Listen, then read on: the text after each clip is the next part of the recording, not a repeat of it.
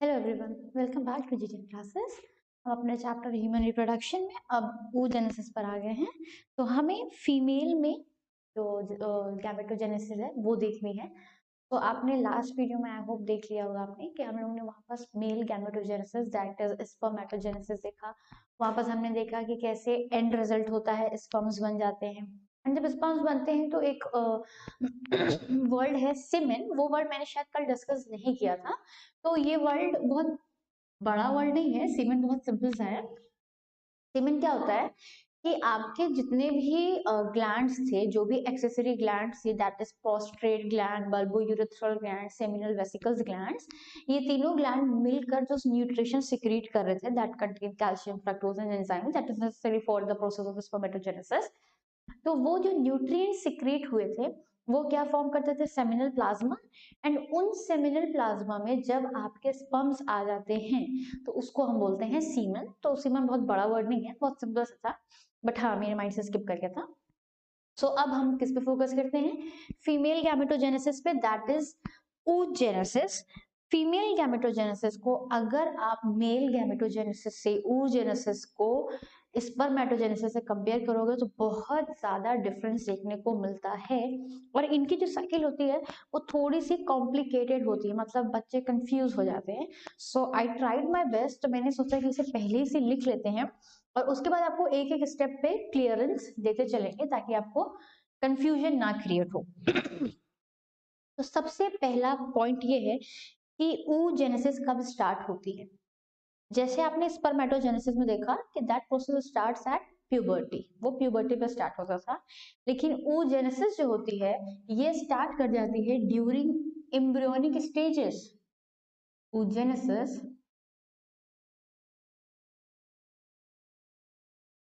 starts during embryonic stage। ठीक, तो होता क्या है, ओवरी के अंदर बहुत सारे immature female gamete mother cell या गैमेट मदर सेल मौजूद होती हैं जिनको हम बोलते हैं ओगोनिया। ठीक, क्या बोलते हैं? ओगोनिया बोलते हैं। हमने यहाँ लिख भी दिया है in foetal ovary. Foetal ovary मतलब वही एम्ब्रियोनिक डेवलपमेंट जब हो रहा था, जब inside the body viviparous होती हैं फीमेल्स, उनके इनसाइड बेबी का डेवलपमेंट हो रहा था। जाइगोट से वो एम्ब्रियो बना, एम्ब्रियो से वो फीचर्स बना, देन वो धीरे धीरे बेबी में कन्वर्ट हो जाता है। तो ये एम्ब्रियोनिक स्टेज में ही ढेर सारी ओगोनिया का फॉर्मेशन स्टार्ट होने लग जाता है। और एंड रिजल्ट ये होता है कि जो फीचर्स में जब ओवरी का फॉर्मेशन हो चुका होता है तो उस ओवरी में कई सारी ओगोनिया सेल्स मौजूद होती हैं। फिर क्या होता है, उसी टाइम पे ही, मतलब अभी फर्दर डेवलपमेंट में ही क्या होता है, वो प्रोफेज वन मियोसिस डिवीजन जब आपने पढ़ा होगा 11th में, तो आपने पढ़ा होगा कि जो मियोसिस डिवीजन होता है वो फर्दर उसमें जो एम फेज रहती थी, सेल डिवीजन में दो फेजेस पढ़ते थे ना, मतलब एक होता था न्यूक्लियर डिवीजन जो होता है जिसमें हम एम फेज पढ़ते थे। तो मियोसिस में आपने पढ़ा था कि मियोसिस दो रहता था, दो स्टेप में चलता है, एक मियोसिस वन होता है और एक मियोसिस टू होता है। एंड मियोसिस वन एक्चुअल में वो पार्ट रहता है मियोसिस डिवीजन का जहां पास आपके न्यूक्लियस का डिवीजन, मतलब डिवीजन कैसा, रिडक्शनल डिवीजन होता था, डिप्लॉइड से हैप्लॉइड कंडीशन बन जाती थी। तो वही चीज हमको यहाँ पॉइंट आउट करना है कि ये जो प्रोफेज वन हमने लिखा इसका मतलब क्या हुआ, मियोटिक डिवीजन का स्टार्ट हो जाता है। एंड उसका रिजल्ट ये होता है, आई एम रियली सॉरी आज मेरा थोड़ी सी आवाज मेरी खराब है। तो ओगोनिया से क्या होता है, प्राइमरी oocyte बन जाता है। और ये स्टेप में सिर्फ एक ही चीज होती है, क्या? प्रोफेज वन, बस ये रुक जाता है, ये प्रोफेज वन पे आके रुक गया। अब इसमें फर्दर आगे डिवीजन नहीं चल रहा है, जैसा कि मियोसिस डिवीजन है पूरा होता है, कंप्लीट होता है आपका, लेकिन ये प्रोफेज वन पे ही आके रुक जाता है। एंड जो स्ट्रक्चर, जो सेल मिलती है उसे हम क्या बोलते हैं, प्राइमरी oocyte बोलते हैं। ठीक, देन क्या होगा, देन आपके प्राइमरी oocyte पे कई सारी सेल्स की लेयर आ जाती है। उन सेल्स को हम बोलते हैं ग्रैन्युलोसा सेल्स। क्या बोलते हैं? ग्रैन्युलोसा सेल्स बोलते हैं। जैसे मान लो आपका ये oocyte हो और इसके ऊपर सेल्स की इस तरह से लेयरिंग आना स्टार्ट हो जाती है। तो फर्स्ट जो लेयर आती है उसके बाद जो स्ट्रक्चर हमें मिलता है उसे हम बोलते हैं प्राइमरी फॉलिकल। ठीक, तो ये जो फीचल ओवरी में आपका ओगोनिया बन गया, बर्थ हुई, फिर बर्थ से ये ओगोनिया से लेके प्राइमरी फॉलिकल तक का स्टेप आया, तो ये सारे प्रोसेस प्यूबर्टी आने से पहले हो चुके हैं। ठीक, ओगोनिया का फॉर्मेशन, प्राइमरी oocyte का फॉर्मेशन एंड देन लेयरिंग होती है ग्रैनुलोसा की और प्राइमरी फॉलिकल मिलते हैं। तो ये स्टेप आपके प्यूबर्टी आने से पहले हो चुका होता है। फिर प्यूबर्टी जैसे जैसे प्यूबर्टी आती है, जैसे ही प्यूबर्टी आती है, मतलब फाइनल स्टेज अगर हम देखें प्यूबर्टी की, तो उसमें क्या होता है, दोनों ओवरीज में राइट एंड लेफ्ट दोनों ओवरीज में प्राइमरी फॉलिकल्स पाए जाते हैं प्यूबर्टी के टाइम पे। तो प्राइमरी फॉलिकल्स मौजूद होते हैं और उनकी क्वांटिटी फिक्स्ड रहती है, नियरली 60 to 80,000 एक एक ओवरी में इतने फॉलिकल्स पाए जाते हैं। इसीलिए एक बहुत ही कॉमन ऑब्जर्वेशन है कि जो फीमेल्स होती हैं after a certain period of time उनकी जो रिप्रोड्यूस करने की एबिलिटी होती है वो खत्म हो जाती है, जिसको भी आगे हमें डिस्कस करना है, मीनोपॉज जिसे हम बोलते हैं। तो वो एबिलिटी क्यों खत्म हो जाती है, क्योंकि इनमें क्या है, जो नंबर ऑफ प्राइमरी फॉलिकल है वो फिक्स है, एक बार इतना बन गया तो बस बन गया। अब ये नहीं है कि प्यूबर्टी के बाद भी फर्दर प्राइमरी फॉलिकल बनता जा रहा है या ये उगोनिया में लगातार डिवीजन होता जा रहा है, वो उस साइड देन प्राइमरी फॉलिकल और आगे जो भी स्टेप्स है वो देता जा रहा है, ऐसे नहीं होता है।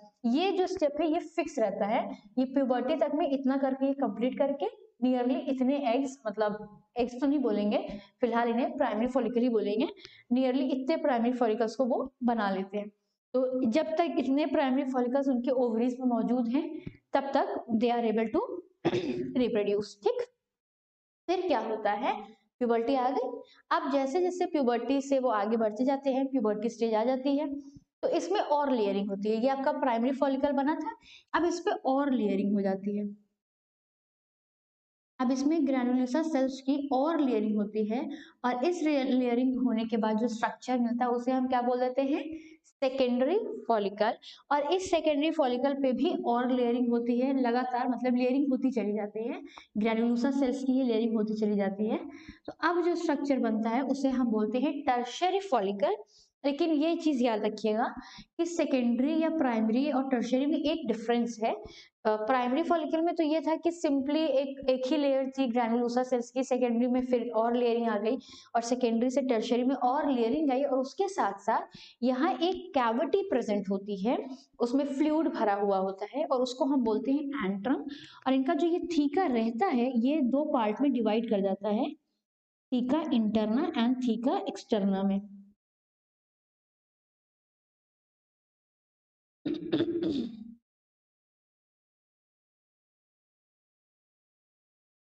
Theca interna and theca externa में आपका जो टर्शियरी फॉलिकल का अंदर जो मतलब फ्लूइड फिल्ड कैविटी है वो डिवाइड करेगा। फिर उसके बाद क्या होता है, ये जो टर्शियरी फॉलिकल है इसमें फर्दर और लेयरिंग होती है ग्रैनुलोसा सेल्स की, और एक मैच्योर फॉलिकल, ये मैच्योर फॉलिकल बनती है और उसे हम बोलते हैं ग्राफियन फॉलिकल। ये क्या है, आपकी मैच्योर फॉलिकल होती है।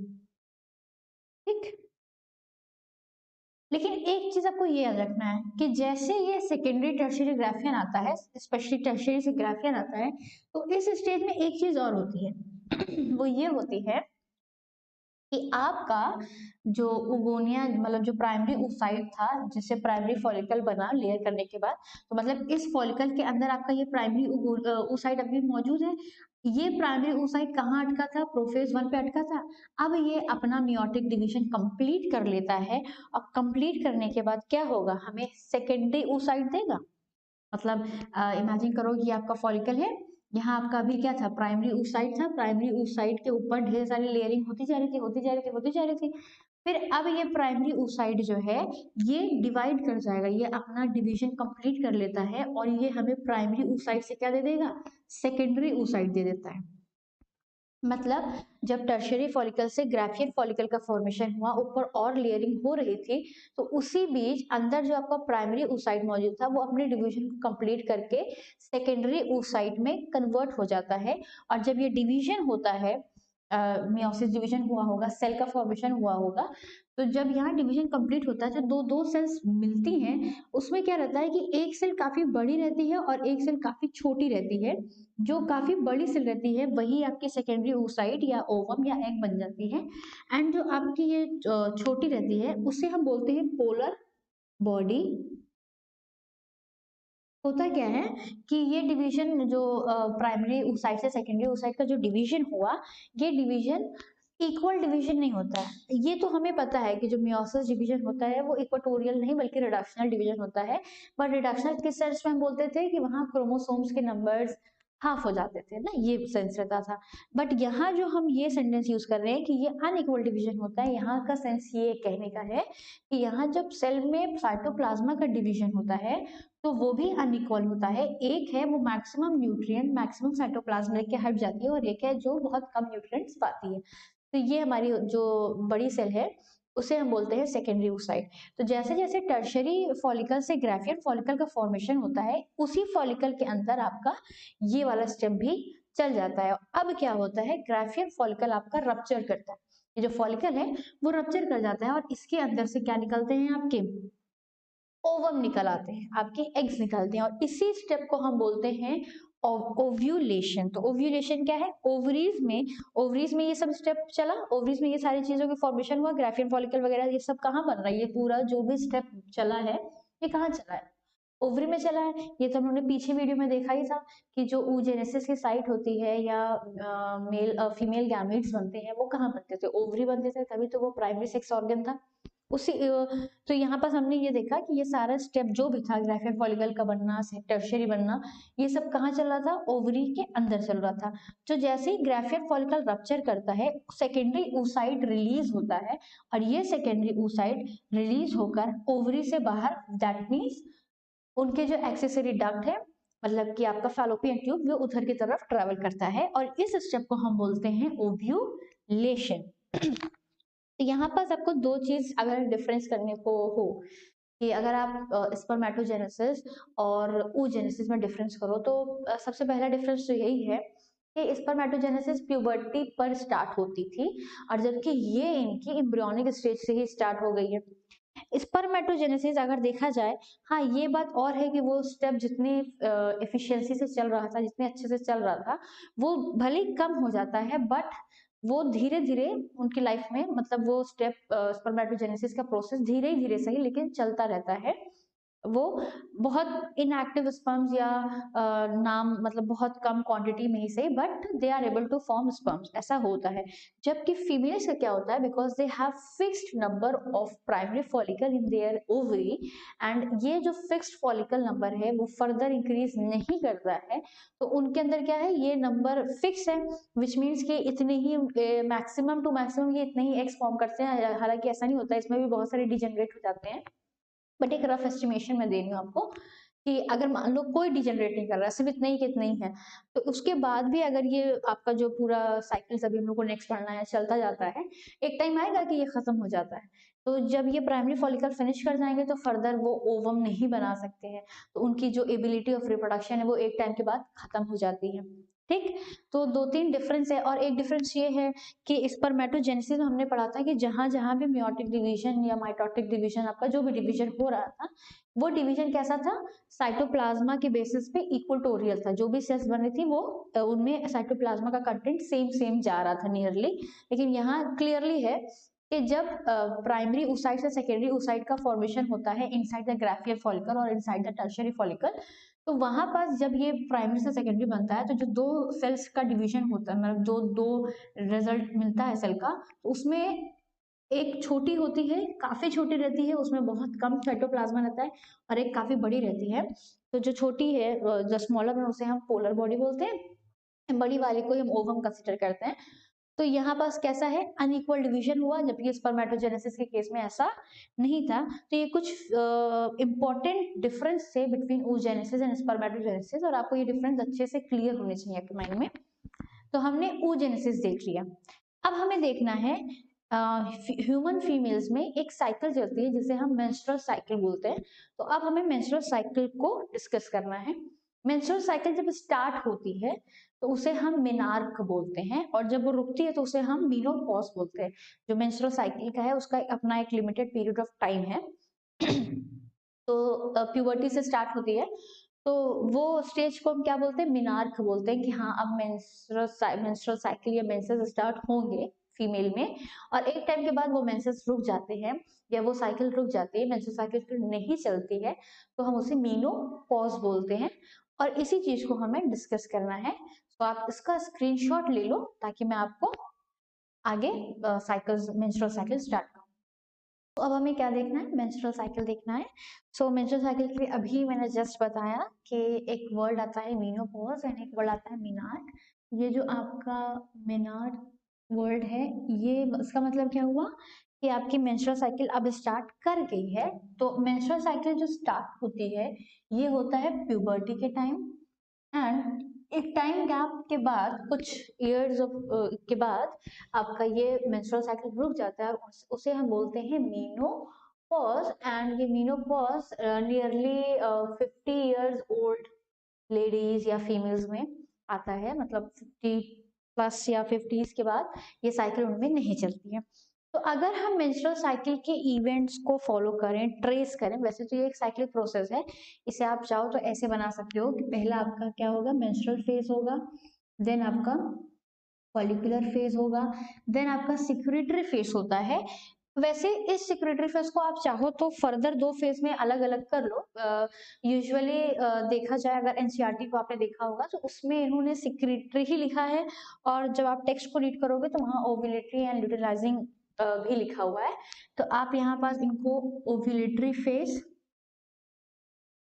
फेज एंड देन उसके बाद follicular phase, ovulatory phase, luteinizing phase and ultimately then आपका फिर से मेंस्ट्रुअल फेज। इस तरह से साइकिल चलती है, या तो फिर आप इसको सिंपली सिक्रेटरी फेज भी लिख सकते हो। अब पर्टिकुलरली हर एक फेज में होता क्या है, एक है आपका पहला, जो सबसे पहला फेज होता है वो होता है मेंस्ट्रुअल फेज। मेंस्ट्रुअल फेज वो एक्चुअल फेज है मेंस्ट्रुअल साइकिल का जहां पास ब्लीडिंग होती है, जहां पास मेंसेस फ्लो होता है फीमेल बॉडी से, वजाइना से पास आउट होता है, एंड ये नियरली 3 to 5 days वैरी करता है। ये जो साइकिल है ये 28 to 29 days पर ये साइकिल रिपीट होती रहती है, मतलब जो फर्स्ट मेंसेस आता है उस मेंसेस से लेके सेकेंड मेंसेस तक आने का जो टाइम गैप रहता है वो नियरली आपका 28 to 29 days का रहता है, और इसी को हम क्या बोलते हैं, आपकी मेंस्ट्रुअल साइकिल बोलते हैं, कि फर्स्ट मेंसेस से सेकेंड मेंसेस आने तक के बीच में जो भी प्रोसेस चला उसे हम मेंस्ट्रुअल साइकिल में कंसिडर करते हैं। ये जो मेंस्ट्रुअल साइकिल है या जो ये फेज है जो प्यूबर्टी के बाद होता है, मेनार्क जब स्टार्ट होता है, तो इस साइकिल को चलाने के लिए हार्मोनल कंट्रोल होता है। जैसे आपको मैंने मेल्स में दिखाया था स्पर्मेटोजेनेसिस के टाइम पे, वैसे इनमें भी होता है। एंड वही 2 हार्मोन्स आपको यहाँ पास कंसिडर करने हैं, that is LH and FSH. Same type है जैसे वहां आपने देखा था कि हाइपोथैलेमस जो होते हैं वो गोनाडोट्रोफिन रिलीजिंग हार्मोन को सिक्रीट करते हैं, वो एंटीरियर पेट्यूटरी को मैसेज देते हैं, और वो gonadotrophin that is LH and FSH को सिक्रीट करते थे, एंड फिर वो अपना फंक्शन परफॉर्म करते थे जो भी था इन केस ऑफ स्पर्मेटोजेनेसिस। यहाँ भी ऐसे ही होगा, एलएच एंड एफएसएच आएंगे और वो अपने फंक्शन को परफॉर्म करेंगे, मतलब इस साइकिल को रेगुलेट कराते हैं। कैसे करते हैं ये हमें देखना है। इसी के साथ साथ एक और हार्मोन आपका आएगा, एस्ट्रोजन एंड प्रोजेस्टेरॉन। एक्चुअल में देखा जाए तो ये दोनों जो हार्मोन्स हैं एलएच एंड एफएसएच, ये तो आपके एंटीरियर पेट्यूटरी ग्लैंड्स के हार्मोन हो गए, बट आपके जो एस्ट्रोजन एंड प्रोजेस्टेरॉन हार्मोन्स हैं ये ओवेरियन हार्मोन्स में इनको कंसीडर किया जाता है, क्योंकि ये दोनों जो हैं ये ओवरीज से मिले हुए स्ट्रक्चर से ये दोनों हार्मोन्स रिलीज होते हैं, और इनका भी बहुत इंपॉर्टेंट रोल है। तो सबसे पहला क्या है, menstrual phase, then follicular phase and then secretory phase, या इसको आप ओव्यूलेटरी फेज भी इसमें आप ले सकते हो, देन उसके बाद आपका एलएच फेज आएगा। तो मेंस्ट्रुअल फेज में क्या होता है, इसमें एक्चुअल ब्लीडिंग होती है। एक काम करो, आप इसका स्क्रीनशॉट ले लो ताकि मैं इसको इरेज करके मेंस्ट्रुअल फेज स्टार्ट करूं।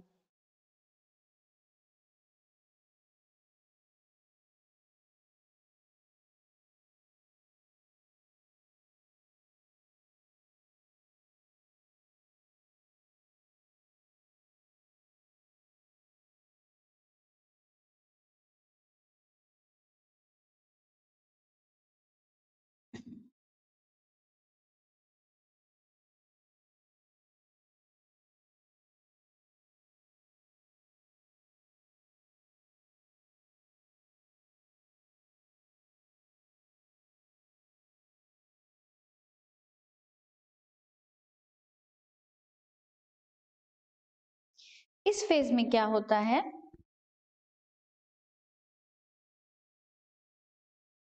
एक्चुअल मेंसेस फ्लो होता है।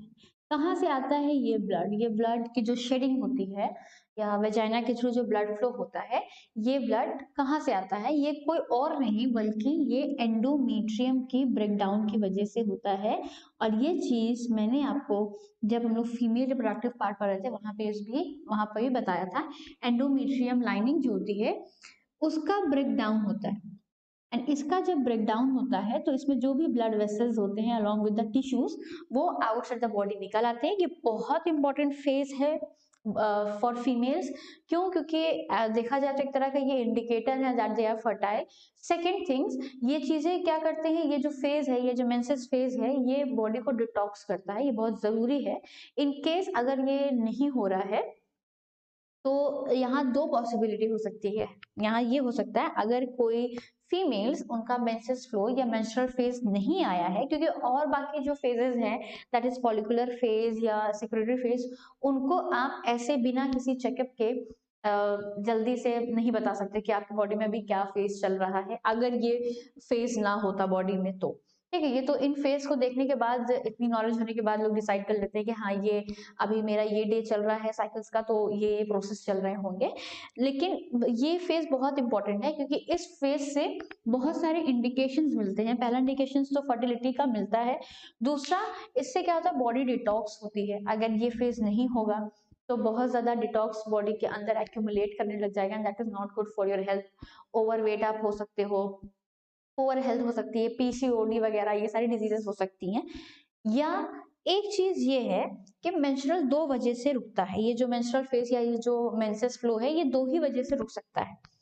या तो यहाँ पास फर्टिलाइजेशन हो गया हो, दैट इज प्रेग्नेंट लेडी अगर है कोई, प्रेग्नेंट लेडी कोई कब होगी, जब उनके ओवम का फर्टिलाइजेशन हो गया होगा, इम्प्लांटेशन हो गया होगा, तब मेंस्ट्रुअल फेज, मतलब ये जो पूरी साइकिल है, मेंस्ट्रुअल साइकिल है, ये पूरी रुक जाती है। उसमें सिर्फ यही होता है कि फर्दर एंडोमेट्रियम की डेवलपमेंट होती चली जाती है एंड बाकी सारे न्यूट्रिशंस जो होते हैं वो बेबी को दिया जाता है।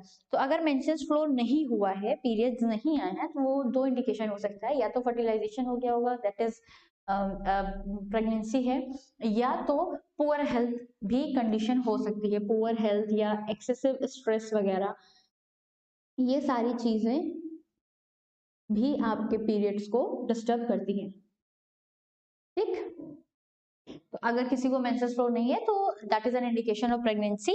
और अगर वो प्रेग्नेंट, ऐसा नहीं है कि सिर्फ प्रेगनेंसी ही हो सकती है, दूसरा कंडीशन भी हो सकता है, poor health, stress, excessive exercise वगैरह, या कुछ भी कोई भी एक इश्यू हो सकता है। ठीक, तो जो पहला फेज था दैट इज मेंस्ट्रुअल फेज वो हमने पढ़ा। मेंस्ट्रुअल फेज के बाद क्या आता है, आपके फॉलिकुलर फेज आते हैं। फॉलिकुलर फेज में क्या होता है, फॉलिकुलर फेज में आपका जो प्राइमरी फॉलिकल का फॉर्मेशन हुआ था with layering of granulosa cell around primary oocyte, हमें प्राइमरी फॉलिकल मिलता है।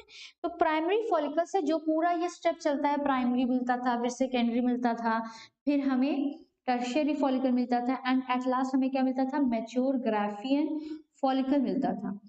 तो ये वाला जो स्टेप होता है साइकिल का, दैट ये जो oogenesis का जो स्टेप था साइकिल में, तो ये वाली जो स्टेप होती है ये किस स्टेज में आती है, ये फॉलिकुलर फेज में आती है।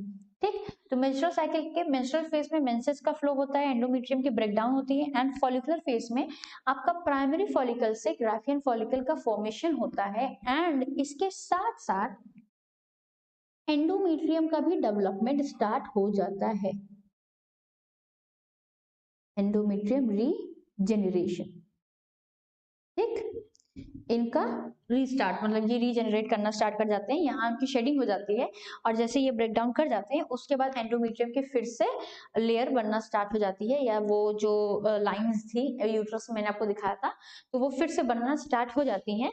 और फिर ये बनते बनते उसके बाद आपका दूसरा फेज आता है। अल्टीमेटली क्या होता है कि ग्राफियन फॉलिकल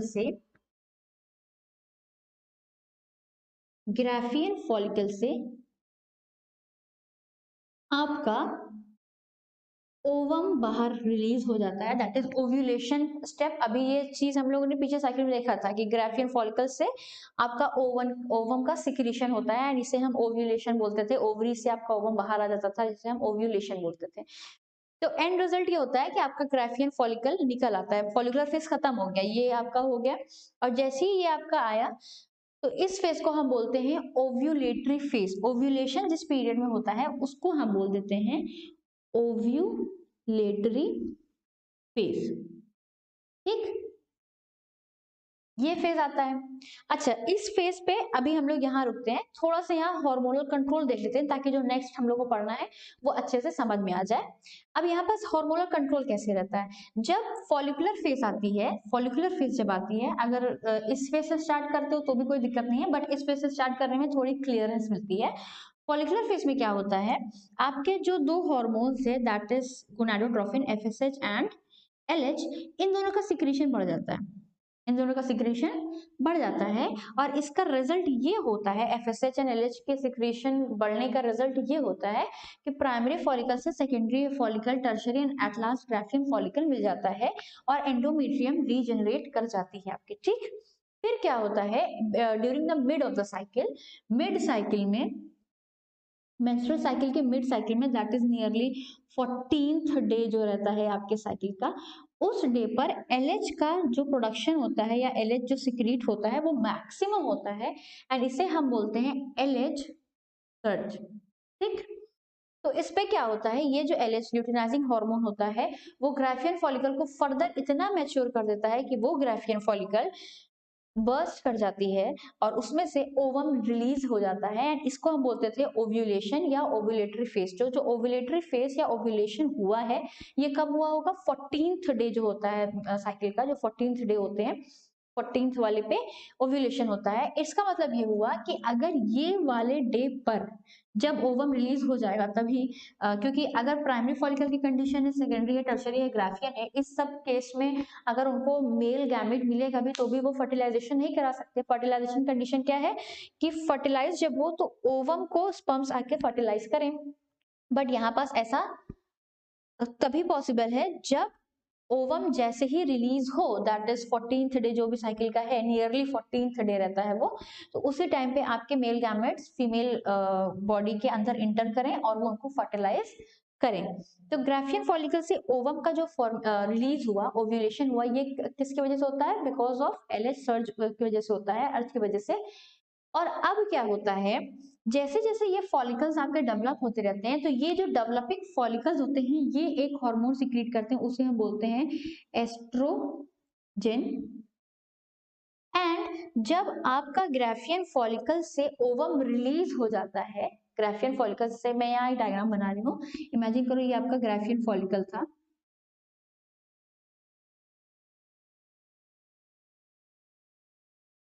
और ये आपका ओवम है, ये रिलीज कर गया। ठीक, और ये आपका जो रिमेनिंग पोर्शन बचा रह गया है, इस तरह से बहुत सारी लेयर्स हैं, तो ये तो ओवम आपका रिलीज करके आउटसाइड निकल गया है, ओव्यूलेशन हो गया है। अब ये जो बचा रिमेनिंग स्ट्रक्चर है इसको हम बोलते हैं कॉर्पस ल्यूटियम।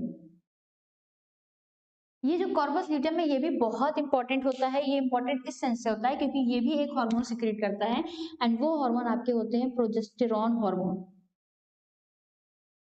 ये जो हार्मोन होते हैं प्रोजेस्टेरॉन हार्मोन, ये भी बड़े इंपॉर्टेंट होते हैं। ये इसलिए इंपॉर्टेंट होते हैं क्योंकि ये जो एंडोमेट्रियम की लाइनिंग है इसको मेंटेन करके रखते हैं। प्रोजेस्टेरॉन हार्मोन क्या करते हैं, आपकी एंडोमेट्रियम लाइनिंग को मेंटेन करके रखते हैं एंड एंडोमेट्रियम लाइनिंग का मेंटेन रहना इसलिए जरूरी है क्योंकि यही वो लाइन है जहां पास इम्प्लांटेशन होना है। तो अगर ये वीक पड़ जाएगी तो आपका इम्प्लांटेशन नहीं होगा और मिसकैरेज वाली सिचुएशन आ जाएगी। तो प्रोजेस्टेरॉन का सिक्रीशन होना बहुत जरूरी होता है। ठीक है, तो अभी जो मैंने यहाँ बोला था कि अगर इनकेस मान लीजिए फर्टिलाइजेशन हो गया तो क्या होगा, रिजल्ट ये निकलेगा कि आपका एस्ट्रोजन सिक्रीट हो रहा है, प्रोजेस्टेरॉन सिक्रीट हो रहा है, ओव्यूलेशन हो चुका है, तो कॉर्पस ल्यूटियम क्या करेगा, लगातार प्रोजेस्टेरॉन का सिक्रीशन करता जाएगा और उससे एंडोमेट्रियम की लाइनिंग क्या रहेगी, मेंटेन रहेगी। तो फर्दर जो इम्प्लांटेशन होगा और इम्प्लांटेशन के बाद जो भी प्रोसेस होते हैं वो, मतलब बेबी डेवलपमेंट में जो भी प्रोसेस होते हैं वो प्रोसेस चलेंगे और इसका मेंस्ट्रुअल साइकिल का आगे का जो भी स्टेप होता है वो स्टेप नहीं चलेगा, बस एंडोमेट्रियम मेंटेन रहेगी और आगे कोई भी स्टेप नहीं चलने वाला है। लेकिन अगर फर्टिलाइजेशन नहीं हुआ होगा तो क्या होगा? अगर फर्टिलाइजेशन नहीं हुआ होता है तो कुछ टाइम तक ये जो कॉर्पस ल्यूटियम है वो प्रोजेस्टेरॉन को सिक्रीट करता रहता है, बट एक टाइम के बाद ये क्या करेगा? डीजेनरेट कर जाता है। एक टाइम के बाद ये क्या करेगा? डीजेनरेट कर जाएगा। और जब ये डीजेनरेट कर जाएगा तो इसका मतलब क्या हो गया? प्रोजेस्टेरॉन की कमी होने लग जाएगी। फॉलिकल्स ऑलरेडी खत्म होने ही लगे होंगे, क्योंकि ग्राफियन फॉलिकल जब डीजेनरेट कर रहा है मतलब फॉलिकल नहीं है, तो एस्ट्रोजन की कमी होने लग गई, एलएच एंड एफएसएच की कमी होने लग जाएगी। और इन सब का नेट रिजल्ट ये निकल कर आता है कि जो एंडोमेट्रियम है वो वीक पड़ने लग जाती है और फिर उसकी शेडिंग की टाइम आ जाती है और फिर से आपका मेंस्ट्रुअल साइकिल चलने लग जाता है। थोड़ी सी ये साइकिल कॉम्प्लिकेटेड है, बट इसको आप बहुत इजी तरीके से पढ़ सकते हो अगर आप इसको फेजेस में डिवाइड कर लोगे तो फेजेस में डिवाइड करना काफी इजी है। आप इसको 3 फेज में डिवाइड कर लो। पहला है मेंस्ट्रुअल फेज, देन है फॉलिकुलर फेज एंड देन आपका है सिक्रेटरी फेज। मेंस्ट्रुअल फेज में क्या होगा? फ्लो होगा। फॉलिकुलर फेज में क्या होगा? प्राइमरी फॉलिकल से ग्राफियन फॉलिकल बनेगा और एंडोमेट्रियम की रिजनरेशन होती है।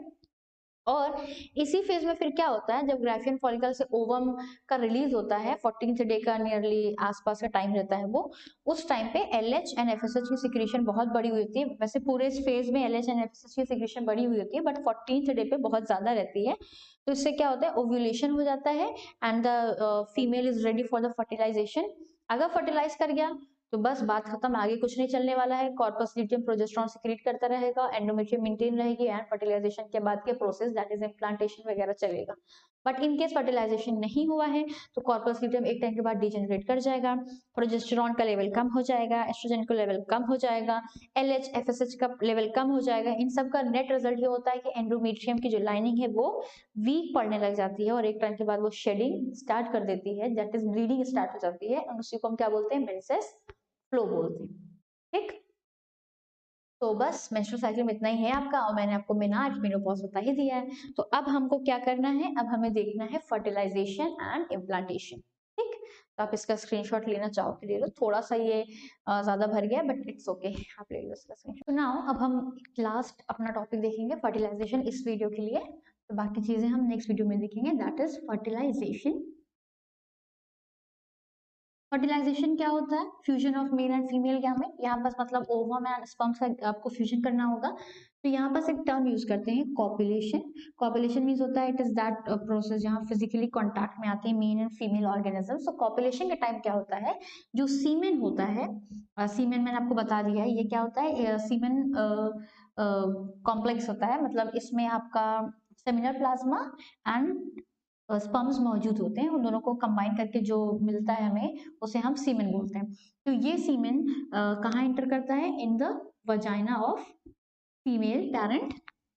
तो वजाइना के अंदर ये एंटर करता है एंड उसके बाद आपको पता है कि जो स्पर्म्स होते हैं वो कैसे होते हैं? मोटाइल होते हैं, वो काफी स्पीडली मूव करते हैं एंड वो जो स्पर्म्स होते हैं, ये सीमेन यहाँ गया एंड फिर यहाँ से आपके स्पर्म्स मूव करते हैं और ये कहाँ जाते हैं? ये जाते हैं एम्पुलरी रीजन पे जाते हैं।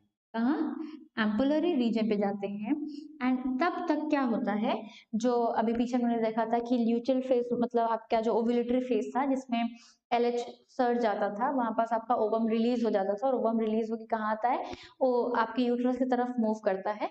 तो आपका तब तक क्या होता है? ओवम भी यहाँ आ चुका होता है और फिर ये स्पर्म्स एंड ये ओवम कंबाइन करते हैं और जाइगोट का फॉर्मेशन करते हैं। लेकिन ये इतना सिंपल नहीं है, बट आपको यहाँ एक चीज याद रखनी है कि जो फर्टिलाइजेशन की साइट है, एक्चुअल साइट, वो क्या है? Ampullary region of the fallopian tube. ठीक, होता क्या है? आपको पीछे भी मैंने बताया था oogenesis में कि जब आपका प्राइमरी oocyte पे ढेर सारी लेयरिंग स्टार्ट हो जाती है, वो follicle and at the end Graafian follicle बनता है। ग्राफियन फॉलिकल फिर रप्चर करता है, बाहर आपका ओवम निकल रहा होता था। तो उस टाइम पे क्या होता था? आपका प्राइमरी oocyte अपना मियोटिक डिवीजन 1 कंप्लीट कर लेता था और वो सेकेंडरी oocyte बना लेता था। तो अब क्या होता है? उस ओवम पे पीछे हम लोगों ने एक ये रहता है कि जब ओवम का फॉर्म होता है तो उसके ऊपर एक लेयर आ जाती है जिसे हम बोलते हैं जोना पेल्यूसिडा। ठीक, ये आपको उसको आप यहाँ स्पेसिफिकली लिखो, सेकेंडरी oocyte। प्राइमरी oocyte से सेकेंडरी oocyte मिल जाती थी और यही सेकेंडरी oocyte ही तो थी ना जो बाहर निकल कर आती थी। ठीक है, तो ये आपको मिल चुका है। इसके ऊपर लेयरिंग क्या है आपका, ज़ोना पेलुसिडा का है। तो जैसे ही आपका एक मेल स्पर्म आता है तो वो क्या करता है, इस ज़ोना पेलुसिडा के उसमें थोड़ा सा कुछ मतलब थोड़ा चेंजेस लाते हैं, जिसकी वजह से क्या होता है कि फर्स्ट सिस्टम जो आके इसके कांटेक्ट में आ चुका है और जो अंदर पेनिट्रेट करने वाला, अपने न्यूक्लियस को अंदर रिलीज करने वाला है, वो ऐसे केमिकल चेंजेस लाता है कि यहाँ पास फर्दर किसी और मेल गैमेट की एंट्री क्या हो जाती है, ब्लॉक कर जाती है। तो इसलिए आपको पता है कि जब एक सिंगल कोएक्सिस में, एक सिंगल पॉपुलेशन में मिलियंस ऑफ स्पर्म्स रिलीज होते हैं विद द सेमेन और वो एंटर करते हैं वजाइना में, एंड वो ढेर सारे स्पर्म्स एम्पुलरी रीजन तक भी पहुंचते हैं, बट वो सारे के सारे एक सिंगल oocyte को फर्टिलाइज करने की कोशिश नहीं करते हैं। होता क्या, जो सबसे पहले पहुंच जाता है वो फर्टिलाइज करता है एंड वो बाकी सबकी क्या करता है, एंट्री को बैन कर देता है। एंड यहाँ जो ज़ोना पेलुसिडा लेयर होती है, उस लेयर और जहाँ जो उसका अपना एक सेल मेम्ब्रेन रहेगा, तो इन लेयर को क्या करना होता है, स्पर्म को पेनिट्रेट करना होता है, अंदर जाना होता है। तो वो पेनिट्रेशन के लिए वो क्या यूज करता है, एक्रोसोम। एक्रोसोम पीछे स्ट्रक्चर में मैंने आपको बताया था कि जो आपके मेल गैमीट होते हैं उनका जो हेड पोर्शन होता था उसके ऊपर एक फ्लूइड फिल्ड कैविटी थी, एक्रोसोम, जहाँ फ्लूइड फिल्ड थे। तो उसमें सर्टेन टाइप्स ऑफ एंजाइम्स होती हैं एंड वो एंजाइमेटिक रिएक्शंस की वजह से क्या होता है, ये स्पर्म्स का जो हेड होता है वो एबल होता है to get inside the pellucida and that membrane of that secondary oocyte, ठीक। और जैसे ही ये प्रोसेस चलता है वैसे ही मियोटिक वन तो पीछे हो गया था, मियोटिक वन तो आपका पीछे ही हो गया था, ओवरी में ही हो गया था, बट जैसे ये फर्टिलाइजेशन वाला स्टेप चलता है, दैट मीन्स कि आपका मेल गैमेट और सेकेंडरी oocyte कांटेक्ट में आते हैं, तो फौरन से ये अपना मियोटिक डिवीजन कंप्लीट करता है। वहां तो मियोटिक वन कंप्लीट हुआ था, यहाँ मियोटिक सेकेंड कंप्लीट हो जाता है। तो फिर आपको पता है कि दो सेल मिलेंगी, लेकिन यहाँ पास भी जैसे वहां अनइक्वल डिवीजन हुआ था, यहाँ भी अनइक्वल डिवीजन होता है, एक बहुत छोटा और एक बहुत बड़ा, जिसमें सारे न्यूट्रिएंट्स साइटोप्लाज्म आते हैं। तो ये आपका ऊटिड हो गया, ठीक। हैप्लॉइड रहेगा ऑफ कोर्स, क्योंकि मियोसिस चली है, हैप्लॉइड है ही है ये। और ये क्या आपकी रहेगी, ये आपकी रहेगी सेकेंड पोलर बॉडी, ठीक। याद रखिएगा कि फीमेल्स का जो oogenesis प्रोसेस है वो काफी कॉम्प्लिकेटेड है। एक तो वो पहले एम्ब्रियोनिक स्टेज में चल रहा होता है, फिर वो एम्ब्रियोनिक स्टेज से प्यूबर्टी तक में कुछ प्रोसेस चले थे, फिर प्यूबर्टी से लेके मेंस्ट्रुअल साइकिल स्टार्ट होने तक का जो प्रोसेस था वो उन्होंने देखा था, और अभी क्या है, उनका फर्दर एक डिवीजन और आगे जाता है, सेकेंडरी oocyte से वो फाइनली ऊटिड बनते हैं या ओवम या एग बनते हैं। तो ये इनका सेकेंडरी मियोटिक डिवीजन या मियोसिस डिवीजन भी कंप्लीट होता है एंड वो भी अनइक्वल होता है। अब क्या होगा, ये जो आपका सेकेंडरी मिल चुका है, मतलब ये सेकेंडरी oocytes आपको जो फाइनल ऊटिड मिल चुका है, तो इससे क्या होगा, इसमें इसको मैं इधर बना लेती हूँ, इमेजिन करो ये आपका है और ये इनका अपना न्यूक्लियस है, ये इनकी मेम्ब्रेन है, ज़ोना पेलुसिडा को ये पेनिट्रेट कर चुका है, यहाँ आपका मेल गैमेट का हेड पहुंच चुका है, टेल निकल जाती है, हेड पहुंच चुका है, तो ये अपने न्यूक्लियस को क्या करेगा, अंदर रिलीज करेगा, और इनका न्यूक्लियस आपस में क्या करेंगे, फ्यूज कर जाएंगे, और फिर ये हैप्लॉइड और ये हैप्लॉइड, और ये फ्यूज करने के बाद डिप्लॉइड कंडीशन हो जाती है, और इसी को हम क्या बोलते हैं, जाइगोट बोलते हैं। तो ये हो गया फर्टिलाइजेशन कंप्लीट, ठीक। फर्टिलाइजेशन हो गया, बट अब क्या होना है, मैमल्स की फीमेल कैसी होती हैं, विविपेरस। विविपेरस है, that means development of the zygote and formation of the baby inside the body होना है। तो उन सारी चीजों को हमें देखना है, and for that you have to tune with this channel. बस नेक्स्ट वीडियो का वेट करना है। आई होप आपको अच्छा लगा होगा। Thank you.